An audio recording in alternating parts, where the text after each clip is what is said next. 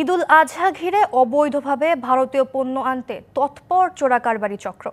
বৈরী আবহাওয়ার সুযোগে সুনামগঞ্জ সীমান্তের দুর্গম এলাকা দিয়ে রাতের আধারে আনছে প্রসাধনী, ফুসকা সহ অন্যান্য পণ্য। এজন্য ১২০ কিলোমিটার সীমান্তে রাতে অতিরিক্ত টহল ও গোয়েন্দা নজরদারি বাড়িয়েছে বিজিবি। এটি সুনামগঞ্জের তাহিরপুর সীমান্তে বিজিবির বর্ডার অবজারভেশন পোস্ট বিওপির একটি গুরুত্বপূর্ণ এলাকা। গভীর রাতে হঠাৎ মুষলধারে বৃষ্টি সঙ্গে বজ্রপাত এমন বৈরী আবহাওয়ার সুযোগে চলে চোরাচালান কার্যক্রম। চোরাচালান ঠেকাতে কাজ করে যাচ্ছেন বিজিবি সদস্যরা। RICL TMX, যুগের পর যুগ স্থাপনা থাকে মজবুত। বিশেষ সামরিক যানে চালানো হয় অভিযান।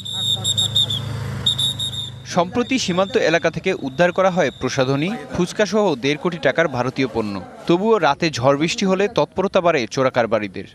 গভীর রাতে বিজিবির দেখে কোন জায়গায় আছে, পিছনে পিছনে থাকে, যে সময় ফাঁক পা নিয়ে আসে এবং ঝড় বৃষ্টি আসলে এরা চান্স নেয়।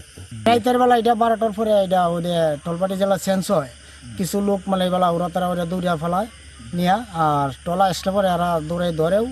ঈদুল আজহা সামনে রেখে সীমান্তে এমন পরিস্থিতি মোকাবেলায় টহল বাড়ানোর কথা জানিয়েছে বিজিবি।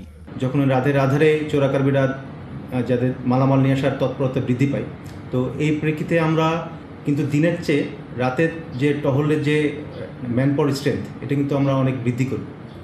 অবৈধ পথে ভারতীয় পণ্য আনা বন্ধ করতে এমন অভিযানের পাশাপাশি চোরাকারবারিদের চিহ্নিত করে আইনের আওতায় আনার দাবি সচেতন মহলের। DBC news desk.